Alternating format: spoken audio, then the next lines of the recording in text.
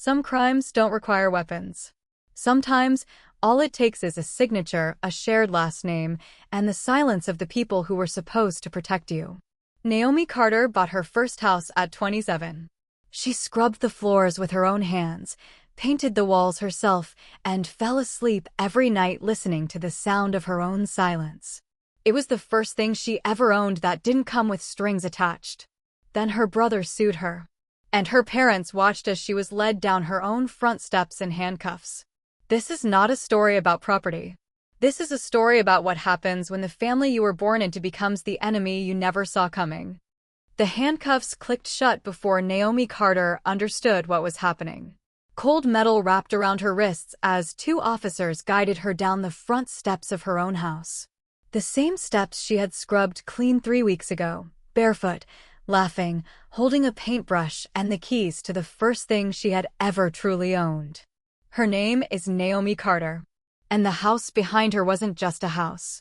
It was proof that she had escaped them. Her brother stood on the sidewalk, arms folded, calm and righteous. Her parents stood behind him, silent, watching, not stopping it. He used family money, her brother told the officers. That house belongs to the family fund. Family fund. A phrase they had invented years ago to control everything. Every gift. Every inheritance. Every success that didn't come through them first. Naomi searched her mother's face for something. Doubt. Guilt. Anything. Her mother looked away. She didn't cry. She didn't beg. She let them put her in the back of the patrol car while her neighbors watched from their windows, whispering. But as the car door shut and the engine started, one thought settled in her mind with perfect clarity. They thought they were taking her house. They had no idea they were handing her everything she needed to end this forever. Because they had just made one fatal mistake. The holding cells smelled like bleach and old regret. Naomi sat on the metal bench, wrists sore, staring at the blank wall while everything replayed in her head. Her brother's calm voice. Her parents' silence. The way her mother refused to meet her eyes. They hadn't just accused her. They had agreed with him. An officer eventually opened the door. You can make one call. She already knew who. Not her parents. Not anyone who shared their last name. She called Evelyn Pierce, the attorney who had handled her house closing. Evelyn answered on the second ring. Naomi. They arrested me, she said. He's claiming the house belongs to the family fund. Evelyn went quiet. Then, did you use any joint accounts? No. Did you sign anything granting them interest? Never. Evelyn's voice hardened. Then they just made a very serious mistake. An hour later, Evelyn arrived. Calm. Precise. Dangerous in a way Naomi's family had never understood. They filed a civil claim, Evelyn explained, sliding papers across the table. But they escalated it into criminal fraud without evidence. Naomi frowned. What does that mean? Evelyn met her eyes. It means they've exposed themselves. She leaned closer. Because I have the wire transfer records. And those records proved something Naomi's brother never thought she would reveal. The money didn't come from them. It came from somewhere else entirely. Evelyn didn't say anything else until they were alone in the interview room. She placed a folder on the metal table and opened it slowly. Like she was unveiling something fragile. Or explosive. The down payment, she said, tapping the first page, came from an account opened in your name alone. Funded 18 months ago. Naomi nodded. She had built that account in silence. Late nights. Freelance contracts. Bonuses she never mentioned. Money she never let them see. But there was more. Evelyn flipped to the next page. The final transfer, she continued, came from the trust. Naomi's stomach tightened. Not the family fund. Not theirs. Her grandmother's trust. The one they had told her was exhausted. They didn't know, Evelyn said softly. She created a private sub-account only accessible to you. She amended it 6 months before she passed. Naomi's hands went still. They lied, she whispered. Evelyn didn't soften it. Yes. And now they've accused you of stealing what was legally yours. Outside the room, Naomi could hear the distant murmur of voices. The machinery of their accusation already grinding forward. Evelyn closed the folder. They forced this into the open, she said. which means they can't hide what they did anymore. For the first time since the handcuffs closed around her wrists, Naomi smiled. Because they hadn't just attacked her. They had exposed themselves. By morning, Naomi was released. No apology. No acknowledgement. Just a quiet signature and the removal of the handcuffs, like none of it had mattered. But it mattered. Outside the station, Evelyn handed her phone back. It vibrated endlessly. Missed calls. Messages. Notifications stacking on top of each other like collapsing bricks. Her brother had already begun rewriting the story. "We're just protecting what's ours," he posted online. Her parents liked the post. Naomi stared at it for a long time. Then Evelyn spoke. They filed an emergency motion to freeze the property. Naomi's chest tightened. "Can they?" Evelyn shook her head. "Not with what I have." She handed her another document. Not just the trust transfer. Not just the wire records. A signed letter from her grandmother's estate attorney confirming the funds were intentionally hidden from the family to protect her from exactly this. Her grandmother had known. She had seen them clearly. "They accused you publicly," Evelyn said. "Which means we can respond publicly." Naomi looked back at the police station doors. At the place where they thought they had broken her. "They wanted control," she said quietly. Evelyn nodded. "And now," she replied, "they've handed us leverage."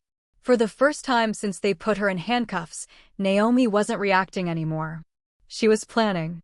And they had no idea what was coming next. 2 days later, they came to the house. Not with police this time. Not with accusations shouted across sidewalks. Just her brother, standing stiffly on the porch like he still belonged there. Naomi opened the door. But she didn't invite him in. "You made your point," he said, avoiding her eyes. "You embarrassed the family." She almost laughed. "You had me arrested." He flinched. Just slightly. "You shouldn't have used Grandma's money behind our backs." Behind our backs. Like she had ever been part of their circle. Naomi held up the letter Evelyn had given her. "She left it to me. Not you. Not the family fund. Me." He stared at the paper like it might disappear if he blinked hard enough. "You're tearing us apart," he said quietly. "No," she replied. "You did that when you called the police." He had no answer for that. Behind him, her parents sat in the car. Watching. Waiting. They still hadn't spoken to her. Still hadn't asked if she was okay. He turned to leave. And for the first time, Naomi saw it clearly. They weren't confident anymore. They were afraid. Because they had crossed a line that couldn't be undone. And now they were the ones who had something to lose. The court date was set faster than they expected. Emergency hearings have a way of accelerating truth. Especially when someone misuses the legal system as a weapon. Evelyn sat beside Naomi in the courtroom. Calm. Precise. Across the aisle, her brother avoided looking at her. Her parents sat behind him, rigid. Their confidence thinner now. Their silence heavier. Their attorney stood first. He spoke about family assets. Misappropriated funds. Shared inheritance. He made it sound clean. Reasonable. Then Evelyn stood. She didn't raise her voice. She didn't need to. She handed the judge the trust documents. The wire transfers. The estate attorney's signed letter confirming Naomi's grandmother had deliberately protected those funds from the rest of the family. The judge read quietly. Then looked up. "Miss Carter," he said to Naomi's brother. "This property is not part of any shared family fund." The words landed like gravity shifting. Evelyn didn't stop there. She presented the arrest report. The fraud claim filed without evidence. The escalation that had put handcuffs on Naomi's wrists. The judge's expression hardened. This court takes false criminal allegations very seriously. For the first time, Naomi's brother looked afraid. Not angry. Not confident. Afraid. Because the accusation that was meant to destroy her was now unraveling them. The judge didn't rule immediately.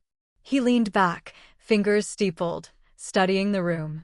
The evidence. The timeline. The intent. Then he spoke. "The civil claim is dismissed. The property remains solely under Miss Carter's ownership." Naomi's brother's shoulders dropped. Her mother inhaled sharply behind him. But the judge wasn't finished. This court is also referring the fraudulent criminal complaint for further review. The room went silent. Naomi's brother turned pale. Her father finally looked at her. Not with anger, but with something new. Regret. They had expected to intimidate her. Instead, they had exposed themselves. Outside the courtroom, Evelyn turned to Naomi. "You're free," she said simply. Free. Not just from the charges. From them. Naomi's brother tried to speak as they passed. Naomi. She didn't stop walking. For years, she had carried their expectations. Their control. Their belief that anything she built would always belong to them. Not anymore. Outside, the air felt different. Lighter. Because they hadn't just lost the house. They had lost their power over her. And for the first time in her life, Naomi wasn't fighting to keep something. She was walking away with everything. 3 days later, the official notice arrived. Not for Naomi. For them. The district attorney had opened an investigation into the false criminal complaint. Filing fraud charges without evidence wasn't just petty. It was illegal. They had tried to weaponize the system. And now the system was looking back at them. Her brother called once. She let it ring. Her mother left a voicemail. Her voice sounded smaller than Naomi had ever heard it. "We didn't think it would go this far." Naomi listened to it only once. Then she deleted it. That afternoon, Naomi walked through her house slowly. Sunlight fell across the hardwood floors she had chosen herself. The walls still smelled faintly of fresh paint. Every corner carried proof of something they never believed she could do on her own. This house wasn't just property. It was independence. It was truth. It was hers. Outside, the neighborhood was quiet. No police cars. No accusations. No watching eyes. Just peace. They had tried to take everything from her. Her home. Her name. Her freedom. Instead, they had exposed their lies and handed her the one thing they could never reclaim. Her life. This is Naomi Carter's story. But this is also the story of everyone who has ever been betrayed by their own. Everyone who has ever been sold out by their family. Everyone who has ever been made to believe they are alone. Naomi proved that silence is not always weakness. Sometimes silence is your weapon. Your preparation. Your power. You do not need permission to live your life.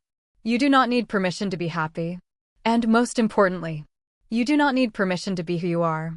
If this story touched your heart, share it. Maybe someone else needs the same light that found Naomi. And yes, do not be afraid to close the door on people who break you from the inside. Because you are not alone.